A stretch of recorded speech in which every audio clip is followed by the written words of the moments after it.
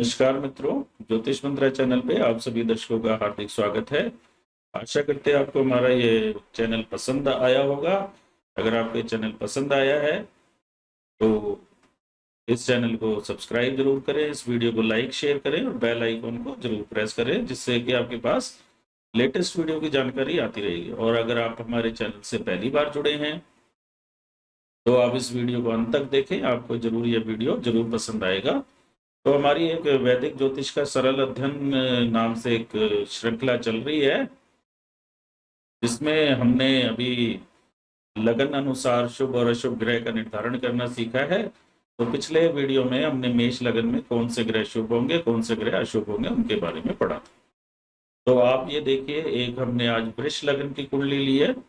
यहाँ पे आप देख रहे हैं इस कुंडली में लगन में वृष राशि आ रही है, और तो वृष राशि का जो स्वामी है शुक्र होता है, यानी कि शुक्र जो है यहाँ लग्नेश है।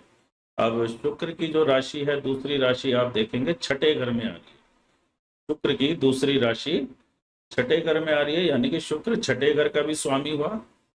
तो शुक्र यहाँ लग्नेश हुआ। लग्नेश क्या होता है? त्रिकोण होता है। त्रिकोण के स्वामी सदैव शुभ फलदायक होते हैं।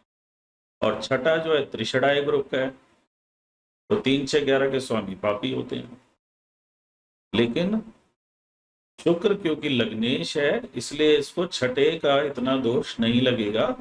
तो शुक्र यहाँ पे त्रिकोण का स्वामी होने के कारण आपको शुभ फल देगा। छठे का स्वामी है, त्रिषणाय पापी ग्रह होते हैं, लेकिन लग्नेश के लिए यह दोष नहीं लग पाता। तो शुक्र यहाँ पे आपको शुभ फल देगा। अब आप देखिए दूसरे घर में कौन सी राशि है। दूसरे घर में आप देख पा रहे हैं मिथुन राशि है। मिथुन राशि का स्वामी बुध होता है, और बुध की दूसरी राशि आप देखेंगे पंचम घर में है। ये आप देख पा रहे हैं यहाँ पंचम भाव में बुध की दूसरी राशि आ रही है ना, 6 नंबर लिखा है। तो बुध यहाँ पे द्वितीय घर का स्वामी होने से सम हो गया, और पंचम घर का स्वामी होने से त्रिकोण है पंचम, त्रिकोण के स्वामी सदैव शुभ फलदायक होते हैं। तो बुध यहाँ पे शुभ फलदायक ग्रह माना जाएगा। हाँ, द्वितीयेश मार्केश भी होता है, लेकिन बुध इतना प्रबल मार्केश नहीं बनेगा, क्योंकि उसकी जो राशि है वो केंद्र में नहीं पड़ रही। अगर वो केंद्र का भी स्वामी होता तो ज्यादा प्रबल मार्केश होता। तो बुध यहाँ पे आपको शुभ फल देगा। फिर आइए आप तीसरे घर के उसमें, तीसरे घर में चंद्रमा की राशि है, 4 नंबर लिखा है तीसरे घर में। तो ये चंद्रमा की राशि है, और तृतीयेश अशुभ फलदायक होता है। तो यहाँ पे चंद्रमा अशुभ फलदायक होगा, लेकिन इतना स्ट्रांग नहीं होगा, क्योंकि त्रिषणाय में तीसरे से ज्यादा खराब छठा और छठे से खराब 11वां होता है। तो आप कह सकते हैं कि वृष लगन की कुंडली में चंद्रमा शुभ फल नहीं देगा, अति अशुभ भी नहीं देगा, अशुभ फल कुछ मात्रा में जरूर देगा। अब आप चौथे घर में देखिए, चौथे घर में सूर्य की राशि आ रही है, 5 नंबर लिखा है ना यहाँ पे, 5 नंबर सूर्य की राशि है। तो ये सूर्य पाप ग्रह है, और ये केंद्र का स्वामी है। इसकी कोई अन्य राशि तो है नहीं। तो जब पाप ग्रह केंद्र के स्वामी बनते हैं तो वो अशुभ फल नहीं देते, सम हो जाते हैं। तो यानी कि सूर्य यहाँ पे आपको अशुभ फल नहीं देगा। ऐसा नहीं है कि वो शुभ फल दे देगा। शुभ फल वो तब देगा जब उसका संबंध त्रिकोण के स्वामी से होगा, तो वो अपनी स्थिति के अनुसार फल देगा। सम हो गया, यहाँ के हिसाब से सम हो गया। बाकी तो कैसे योग बन रहे हैं, कैसी संगति में है, आपको पता है कि अच्छे लोगों की संगति में बुरे व्यक्ति भी सुधर जाते हैं। तो अगर ये शुभ ग्रहों के साथ होगा, शुभ ग्रहों की दृष्टि होगी, त्रिकोण के स्वामियों के साथ होगा, शुभ योग बनाएगा, तो ये शुभ फल भी दे सकता है। लेकिन अशुभ नहीं देगा, क्योंकि केंद्र के स्वामी यदि पाप ग्रह होते हैं तो अशुभ फल नहीं देते। फिर पंचम भाव में आपने देखा कि कन्या राशि आ रही है, वो हमने निर्णय कर लिया है। छठे भाव में तुला राशि है, वो हम निर्णय कर चुके हैं। अब आइए 7वें भाव पे, यहाँ पे आपको मंगल की वृश्चिक राशि दिख रही है, और मंगल की दूसरी राशि आप देखेंगे तो आपको 12वें भाव में दिख रही है। तो मंगल यहाँ पे सप्तमेश हो गया, केंद्र का स्वामी होने के कारण पाप ग्रह है, और पाप ग्रह केंद्र के स्वामी होते हैं तो अशुभ फल नहीं देते। ऐसा नहीं कि शुभ फल दे देंगे, शुभ फल वो तभी देंगे जब वो साथ में त्रिकोण के स्वामी है या त्रिकोण के स्वामियों से युति करे या योग बनाए। और इसकी दूसरी राशि 12वें भाव में, तो 12वें भाव के स्वामी सम माने गए। तो यहाँ मंगल जो है सप्तमेश के अधिक फल देगा, केंद्र का स्वामी है, अशुभ ग्रह है, इसके अशुभ फल नहीं देगा। अब शुभ या अशुभ फल कैसे फल देगा वो इसके द्वारा बनने वाले योगों पे निर्भर करेगा। और सप्तम का स्वामी मार्केश भी होता है, तो आप कह सकते हैं कि बुध और मंगल जो है ये मार्केश का भी कार्य करेंगे, लेकिन ये प्रबल मार्केश नहीं बनेंगे जब तक ये पीड़ित न हो।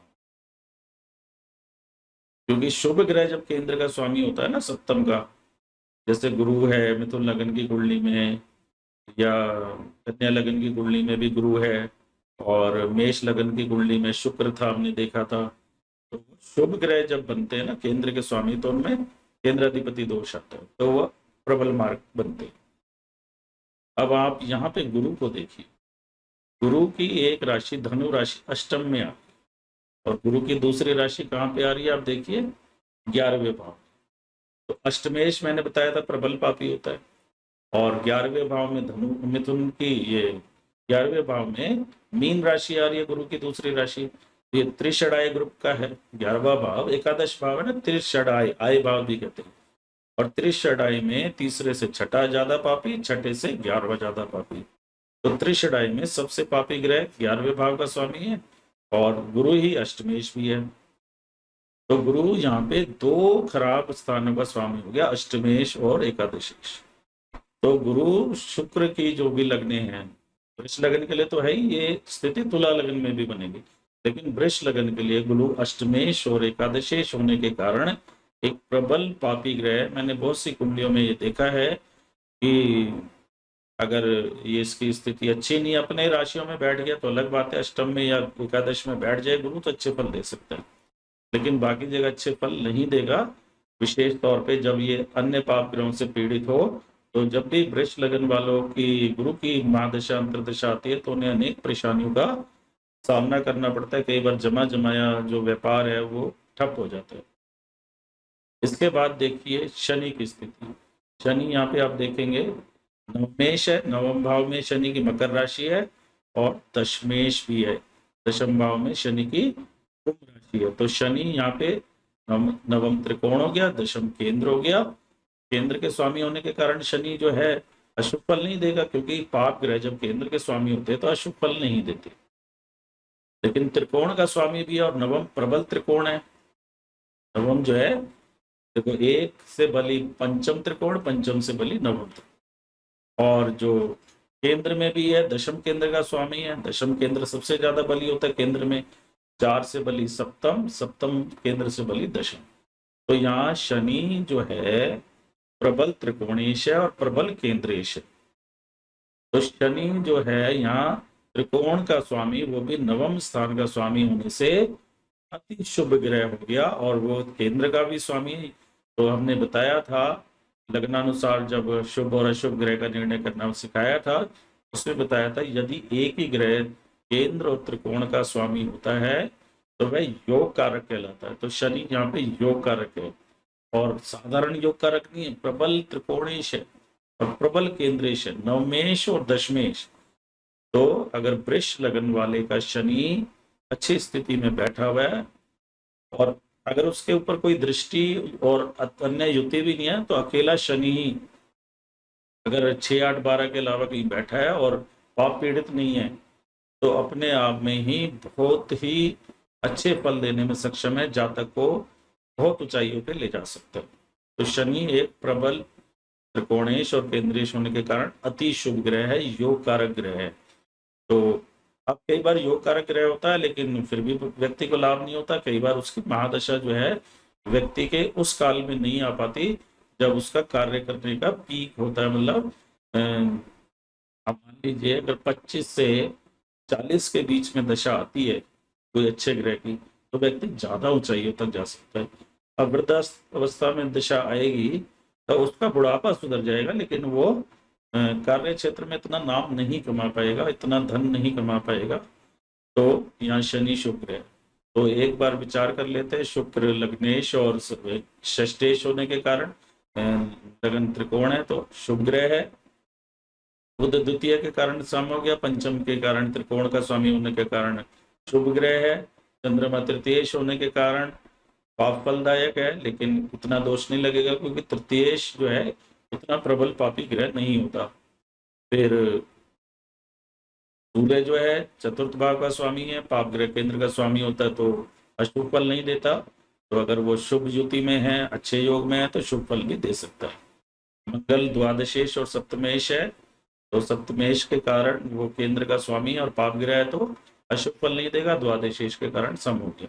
गुरु यहाँ प्रबल पापी है क्योंकि अष्टमेश भी पापी ग्रह होता है और एकादशेश प्रबल पापी होता है त्रिषडाई ग्रुप में।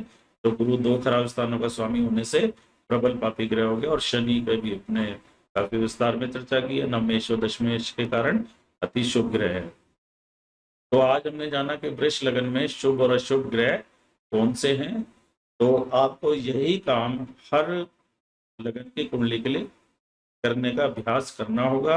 आप 12 कुंडली बना लीजिए, सब में त्रिकोण के स्वामी कौन से हैं, त्रिषडाई के स्वामी कौन से हैं, 2-12 के स्वामी कौन से हैं, 6-8-12 के स्वामी कौन से हैं। एक आप विस्तृत सारणी बनाइए और हर कुंडली में अभ्यास कीजिए कि शुभ ग्रह कौन से हैं, अशुभ ग्रह कौन से हैं। उसके बाद जब हम योगों का वर्णन करेंगे, योग कैसे बनते हैं, तब आप जानेंगे कि शुभ और अशुभ ग्रह जान लेने से आपको फलगतन में कितनी आसानी हो रही है। तो सिर्फ नैसर्गिक शुभ और अशुभ कार्य नहीं करते, लग्नानुसार शुभ और अशुभ का निर्णय करने आना चाहिए। तो अगर आप ये सीख लेंगे तो आपको समझ लो कि 30-40% ज्योतिष तो वैसी आ जाएगी अगर आप 12 कुंडली बना के खुद से शुभ और अशुभ ग्रह का निर्णय करना सीख लेंगे। तो दर्शकों, आशा करते हैं आपको हमारा ये चैनल पसंद आया होगा। अगर आपको ये चैनल पसंद आया तो आप इसे सब्सक्राइब जरूर करें और इस वीडियो को लाइक और शेयर करें और बेल आइकन को प्रेस करना ना भूलें, जिससे आपके पास लेटेस्ट वीडियो की जानकारी आती रहे। तो अगले वीडियो लेसन में हम मिथुन लगन की कुंडली के बारे में विचार करेंगे, उसमें शुभ ग्रह और अशुभ ग्रह कौन से हैं। तो ज्योतिष मंत्रा चैनल से जुड़े रहने के लिए आपका धन्यवाद। आपका दिन शुभ।